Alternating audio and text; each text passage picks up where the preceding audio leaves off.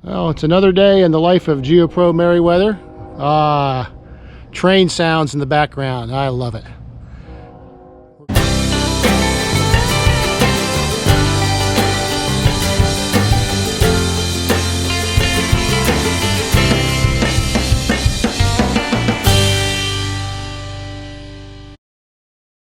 We're going to be doing a little bit of sightseeing today, but we're also going to go to a local home improvement store and try to find a star screw head set so that we can make a few little adjustments inside. I noticed this morning that the screws that are holding our stove and oven in place inside this 19FD have begun to work loose, and they need to be re-screwed in a little bit to tighten things up. That's not to be surprised by the bumps that this trailer has taken over the previous, about 2,500 miles I would estimate that we've towed it since we've had it. That's not a lot of miles, but they've been pretty bouncy miles on northeastern two-lane highways, which in Pennsylvania and Ohio at least are not the friendliest. And they haven't been the friendliest down here in the south either. Even on the US highways, we've had a lot of, shall we say, roads in need of resurfacing. We've learned a lot about RVing from YouTube and Facebook. And it seems that things come loose after a while on the road. It goes with owning a travel trailer. But what really got my attention was when one full-time RVing YouTube couple opened the trailer door after a long tow to find their stove oven combo in the middle of the aisle. So, after Meriwether had gone about 2,500 fairly bumpy miles over mostly secondary roads, it seemed like a good idea to check our stove. Sure enough, Meriwether had some loose screws.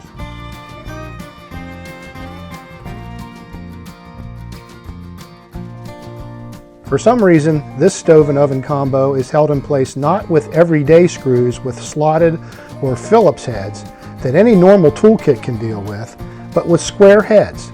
Who carries a square-tip screwdriver around in their tool bag?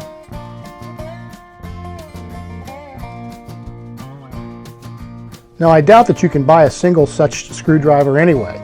You got to buy a multi-purpose screw set with spiffy carrying case included, of course. So here's the one I got. I only needed one of these dealy-hoots, the S1 square tip. What the heck, somewhere in Dave Barry's Complete Guide to Guys, it's got to say that there's no such thing as too many tools, right? So on to the how-to. To get a straight shot at the screws, remove the stovetop by lifting firmly on the stovetop grid, like so.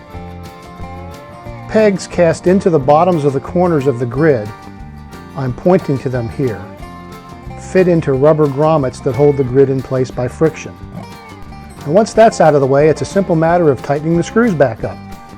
Here I'm pushing the mounting bracket and holding it firmly against the countertop while tightening the screw. This one took about 2.5 full turns. It was pretty loose. Then to the back one on this side, which wasn't as far out.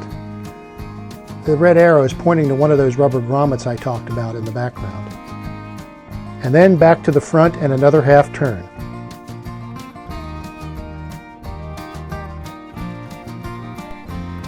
The left side wasn't nearly so loose, which was a good sign, as was the fact that the screws still found material to bite into.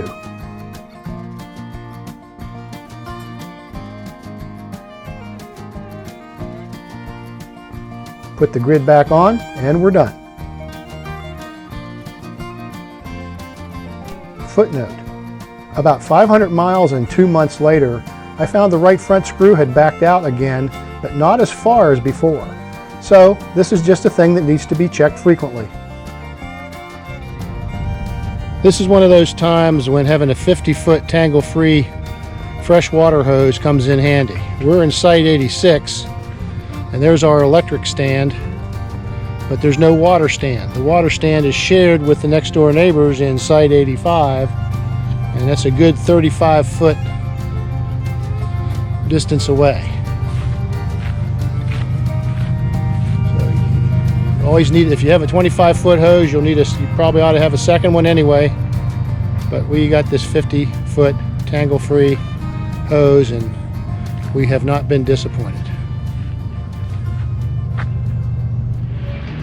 local crime family paid us a visit last night, crawling all over the back of our pickup truck. See that? The raccoons were here. And I'll show you why.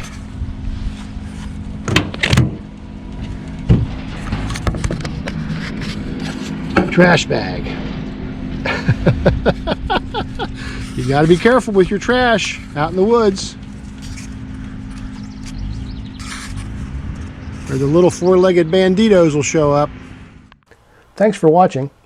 Please click the thumbs up icon to like the video and share with your friends via email or social media. I'd love to have you subscribe, and if you do, please click the little bell icon so you'll get notifications whenever I post a new video. Goodbye.